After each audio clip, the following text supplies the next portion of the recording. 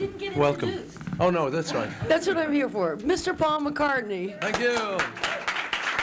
Thank you, Goldie Hawn. Okay.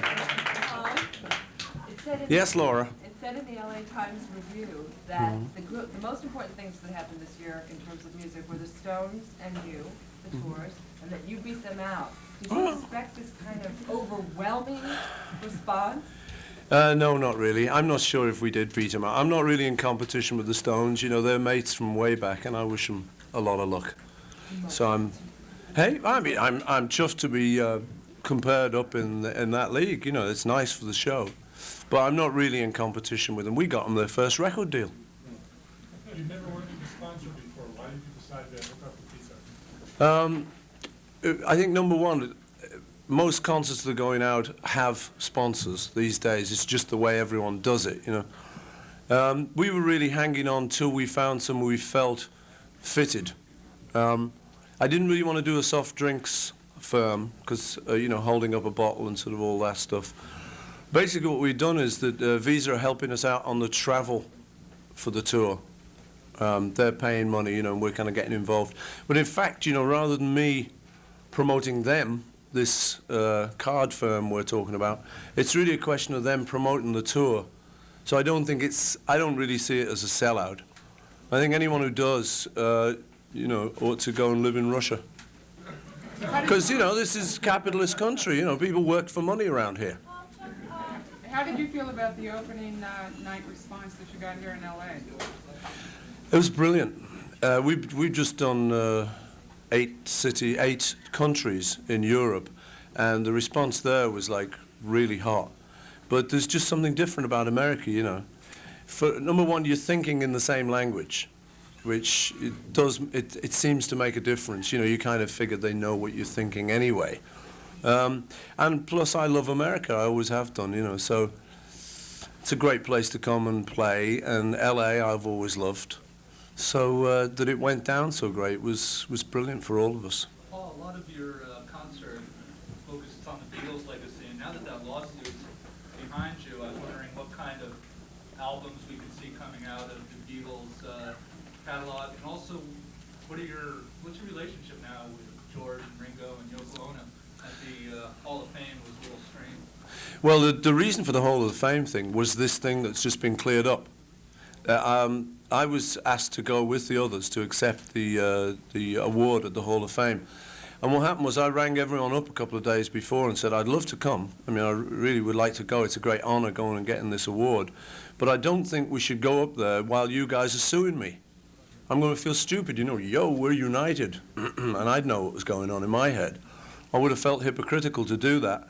So I suggested they drop the lawsuit.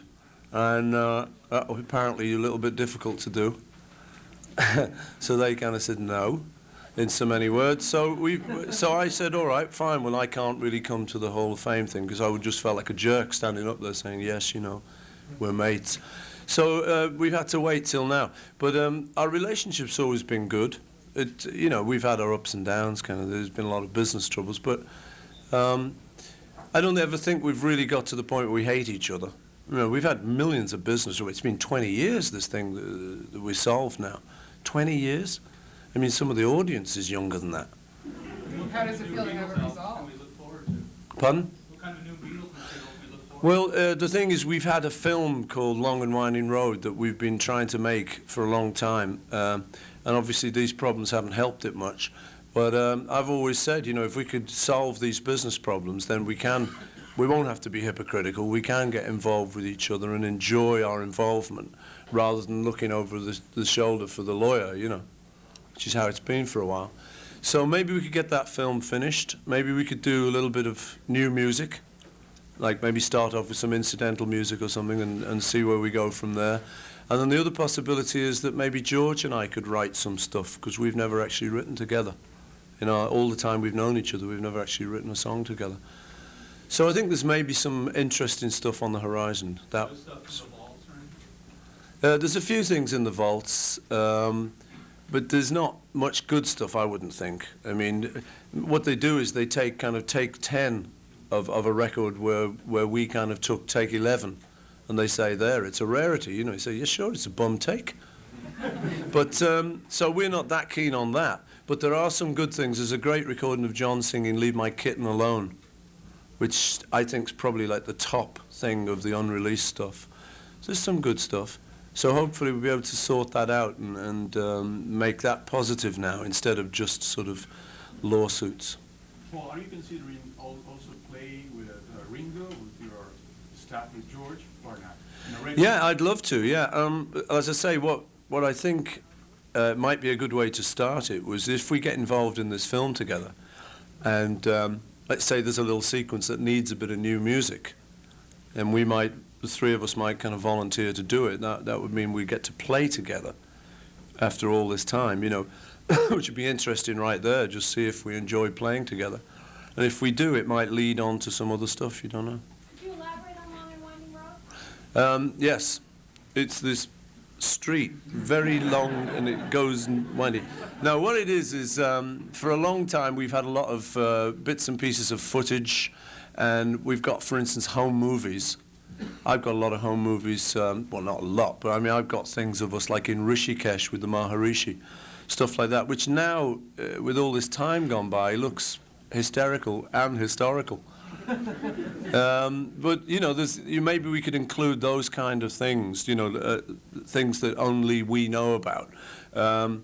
Hopefully, we could also put the record straight on a few of these things, because these days, you know, there's all these biographies coming out that are telling all sorts of stories. Well, when I said straight, I don't know really. We just have to take each issue as it came up and straighten it up. I think that most of them are, you know, slightly bent by now. Do you ever worry that the songwriting muse is gone? I mean, do you ever wake up in the morning and say, I can't write it? I've never really worried about it. I mean, I've had one or two times I thought I'd better start worrying because it's bound to happen. But I generally just sort of think, oh no, don't worry about it, and go and do something else. It's not a thing I've ever really worried too much about. You know, if you're lucky, you kind of just sit down and something comes out. It's not always the best thing you've ever written. But no, in other words, I don't really worry. What do you consider the best thing you've ever written? Best thing I've ever written, it's very difficult. I probably would, there's like about 20 pieces that I would say are like amongst the best. I think, you know, the most successful has been Yesterday. And it is the strangest one ever because I dreamed it.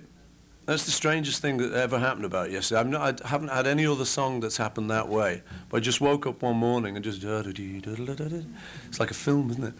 But I really did have this melody and thought, what is that tune? You know, what is that? And I went round to people for about 2 weeks saying, listen, what's this? I said, it's good, I don't know. I think they thought I was trying to sell it them. But in the end, after about 2 weeks, everyone said, well, I don't know what it is. And I said, well, I must have written it then. How can you comment on the production that we're seeing in the That's the truth. Could you comment on the production that we're seeing and your involvement with the technology of the sound, staging, and lighting? Yeah, well, we've had a lot of fun putting this production together because we started thinking about this, what, 1.5 years ago, probably. And basically, I just looked at all the other tours that were out and thought, well, you know, if we're seriously going to be up there at the Forum, at Madison Square, where all the other big acts go, we've got to get something pretty hefty together.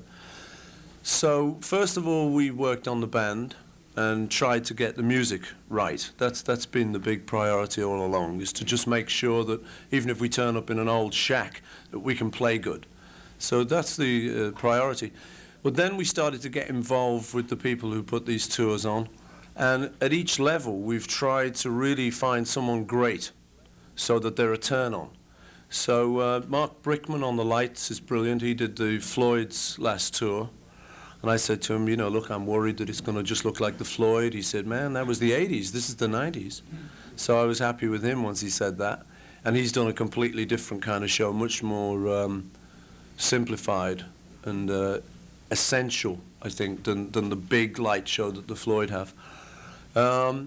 And basically, really, all we've done is get involved with very good people. One of the guys who does the sets behind us is an artist friend of ours called Brian Clark, who's really pretty hefty artist. And that's what we've done, really, is it tried to make sure that every little step that we've been involved in, there's somebody who's quite a turn-on. Those photographs behind Eleanor Rigby are by a British photographer called Don McCullum, who's a reportage ex-Vietnam man. So they're really all talented people. And it doesn't show when you don't look at it all and say, oh, there's Don McCullum, there's Brian Clark. But I think the overall production has a weight because of that. Well, when you think about the 90s, what do you... Huh? Ladies first. Ladies first, what? You have made this cryptic remark about you doing some kind of TV commercial that wasn't really a TV commercial for Visa. What does that mean? Well, the thing about the visa thing is, as I say, you know, I don't mind, I'm not against sponsorship, but I don't really want to hold up, you know, this is the toothpaste for me. I don't want to do that. I've never done that. I'd feel dumb doing that. But what they're basically doing is they're making a commercial on the lines of their kind of Olympic commercials, which they're actually just showing the show happen, showing us arrive in limousines. I don't ever turn to the camera and talk about the product, in other words. So as far as I'm concerned, it's really them promoting us. So it's a commercial that's like the Olympics. You never thought that the Olympics were promoting the card. It's the other way around, and so hopefully that's the way it's going to be. Well, Talking did you about talk the about the 90s. free program? So, what do you say, Did man? you talk about the free program that's given out at the concert? Yeah. It's very, I mean, it's thorough, it's great. Is it, whose idea was that? That was my manager's idea, actually. We were, as I say, about a year and a half ago, we were trying to think of what could make this show different, what could make it a bit special. The idea of people getting ripped off and ripping off, the kids getting ripped off by the artists was starting to get mentioned. So we looked at the whole tour and said, well, what can we do to not do that? And his idea was, well, you know, instead of paying for a big program, which is incidentally available, there is one available if you want to do that. I'm not plugging it, honest man. He said, why don't we kind of approach the thing like an evening out at the theatre where you get a free playbill? So it went from there, and we got these people who run a magazine in London to put it together for us. And it just means that everyone who goes to the concert, even if they don't want to fork out for the expensive program, have got something to take home. It allows us also to get the message of Friends of the Earth over.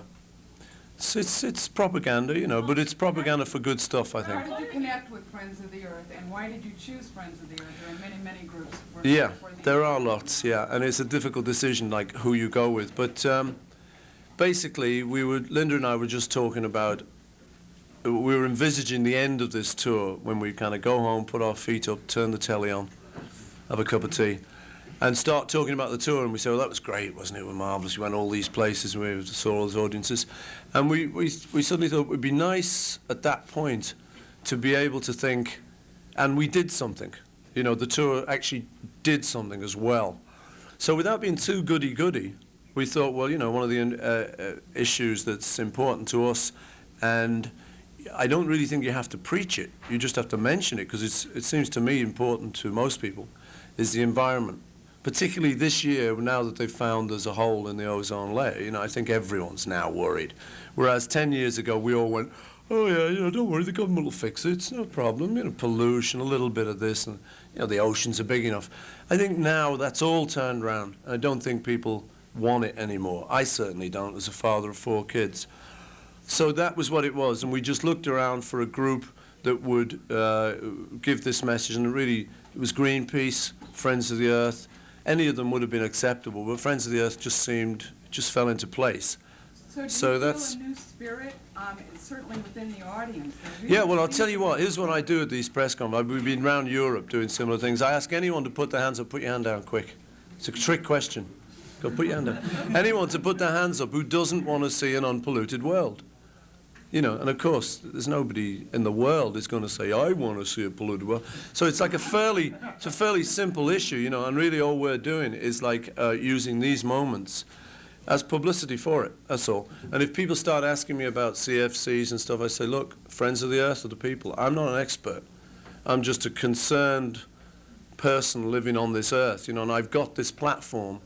And the idea is, instead of just using it to sell tickets, sell records, and let the audience enjoy themselves, we tried to do with the show is send them home with something to think about.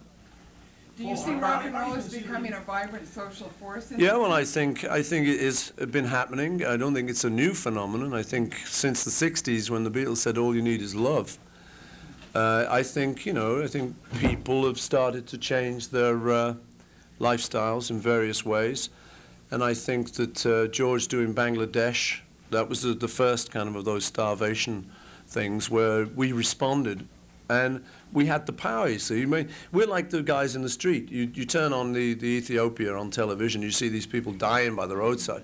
I think most people go, oh my God, what can I do? You know, who can I give to? And, well, the difference with us is that, well, in this case, Bob Geldof, he's got the power, you know, to actually marshal people like myself and say, come on down. I say, I haven't got a band, Bob. He said, it doesn't matter, bring your piano. You know, and I get, you know, roped into it. And the only difference between him and the government is he raises the money. The governments don't. He raised 50 million. The government raised bugger all. Paul, what do you think about the message? What do you think about the message? What we were talking about before, groups of Tearful Fears with Sowing the Seeds of Love. Do you think that this is positive for the 90s? Well, that's good. You know, that's good. I see that as a kind of tribute to the Beatles, really. That song, which is great. You know, I mean, at least they're not kind of saying, "Oh, who." You know, we made this up ourselves. It's not based on anyone. I think they're acknowledging the style. I mean, they couldn't do anything else. It's such a rip-off. But, well, it is, isn't it? I mean, there's one of them being John, the other one's being Paul, you know, and the backings being the Beatles. It's a fairly hefty rip-off. But, I mean, it's good, you know. I don't think it matters. I think you call it a quote instead of a rip-off. Well, what do you think of the state of rock music today, that so many of the popular bands are in their 40s? Well, it's fine, you know. I mean, I think we used to kind of think that, like, rock and roll was only for young people. I think that myth's been exploded. And I think, personally, it's because our roots were not in the kind of cutesy pie end of the business. Our roots were in the kind of, you know, Howlin' Wolf, Muddy Waters, the sort of black blues thing. Certainly the Stones and people like that, that's most of their material. So that you find people like Muddy Waters, you know, like he was 70 and stuff, and still Ray Charles was always older than us. So I think that's what's happening now. I think, basically, I think the explanation is that the young kids haven't quite got the experience to play all these big arenas all the time. So you find groups like the Grateful Dead coming back just because they have got the experience. They can do it. The kids can go out there and they can see a band play live, which is the other thing. A lot of the young kids can't play live. I hate to be the bad guy, but we can only take 2 more questions. Yes, here, and... I just wanted to ask you, basically, just to clear the air, how did Michael Jackson end up getting the catalog? I mean, they say that he outbid you for it, but I can't buy that. I mean, No, well, you have to buy that. You have to buy that. Let me tell you that. Okay, go. I had heard that CBS had gone in with Michael to get it, and that's why you had left. No, I'll tell you the whole story. The whole story? You got 3 hours? What happened originally in Liverpool, John and I didn't know about song publishing. We literally thought that songs were in the air and that everyone owned them. That's literally how we met our first publisher. Hi there. He said, come in, sit down. Is that what you think? Sit over here. And that was the deal they did. And literally, to this day, I'm virtually on that deal, right? So that meant that we were pretty much sewn up from the word go. What happened then was when we went to Rishikesh with the Maharishi, the man who owned them sold them while we were out of town. Dick James, his name was. And we got back to town. We said, Dick, you can't do that. He said, you want to bet? And he was quite right. He had 51% of the company. It's just, you know, the way these things go. So it was sold. And then it became merchandise then. It was then sold to Lou Grade, Lord Grade, who's, you know, used to own ATV. Then there was a chance where I could have bought it. And because I talked to Lou Grade, I know him. And I talked to him, and he wanted to sell me the songs. I felt very embarrassed buying them myself because they're Lennon-McCartneys. I wouldn't have liked to just own them myself. I felt bad about that. So I rang Yoko, and I said, look, we've got a chance to buy these songs. The man's asking 20 million, 10 to you, 10 to me. Should we do it? You know, it looks like maybe we should do this. And at the time, she said she thought she could get them for less, actually. No, that's the truth. And so I said, well, you know, let's see if we can do that. Well, we couldn't. In fact, they didn't go for 20, they went for 50 in the end. And it was just that. That's all it was, that I was trying to buy him with Yoko. We weren't able to come to an understanding. She thought we could get him for less than 20. So in the end, the whole thing went for 50. So you can't blame Michael, because he had the money. Straight off the back of Thriller, he was like, cash rich, baby. And, you know, he's a great guy. And the joke is, though, I mean, Michael, I was with Michael about a year before all of this. And he came over, we did some recordings, and he used to joke with me. He asked me for some advice. And I said, well, look, I said, get yourself a real good manager, you know, because a lot of money is going to be coming in, make sure it's all looked after and stuff. And he said, yeah. I said, make some videos. I said, because you're real hot, you know, you ought to make some videos. He hadn't made many. And I said, and think about going into music publishing. And that's the point at which I like to rerun the video and rewind and stop, freeze frame. But he took me at my word, you know, and it's fair enough, you know. And a few months later, he said, I'm going to buy your songs. And I said, what a great joke. I said, I love this guy. He's a funster. It was true. Paul, do you feel like you're competing with yourself when you sit down to write songs because the Beatles have become such large? Not too bad. I know what you mean, but you know, not really. I always have this sort of hope that I'll be able to write a better song. One more question, This please, poor this guy at the gentleman front, right give the man here. a break. Come on. And that's it, yeah. To what extent was your involvement in the Percy Thrillington album in '77? What a good question to end on. Yeah, why not? The nation needs to know. Well, We all need to know. it was something I did, and always pretended it wasn't me and Linda, but it was us, and the cat is out of the bag, and now America knows. Ah. You've blown it. Paul, how do you keep What up can I with say? technology? No, it was us. Was All. there any That's it. Beatle outtakes? Do any names come to mind, like Annie and Peace of Mind? Because in many Beatle books, there are rumors that those outtakes with the Beatles exist, like those titles I just mentioned. Does that ring a bell? I don't really know of too many. I'm sure there are all sorts of outtakes. There's all sorts of little things I've heard, you know, that people have put together, but the only things of consequence, I think, the main songs, you know, like I mentioned before, Leave My Kitten Alone. There are a couple in those groups of sessions, but there's not really that much, because in fact we were very aware of that. And John and I remember talking about it and saying, let's not leave too much stuff behind. So before the Beatles finished up, we tidied up a lot of material, and there are only one or two little pieces lying around. I'm sorry, we can't have any more questions right now. Nobody listens. No, they don't. Come on, one more question. One more. I'm going. Yeah, look, she hasn't had a go. One more question. You, go ahead. I'd like to know if you're pleased with the success of Flowers in the Dirt. Yeah, I'm very pleased. In Europe, I'm pleased with its sales. Over here, I'm not madly pleased because it hasn't been selling that well. But I like the album, so I don't care if it doesn't sell that well. I still am pleased with the album. You never know. It might just. Okay, I've got to go, guys. Goodbye. Sorry about that. Thank you. And before you go, though, I do want to introduce Michael Clark, who is the executive director of Friends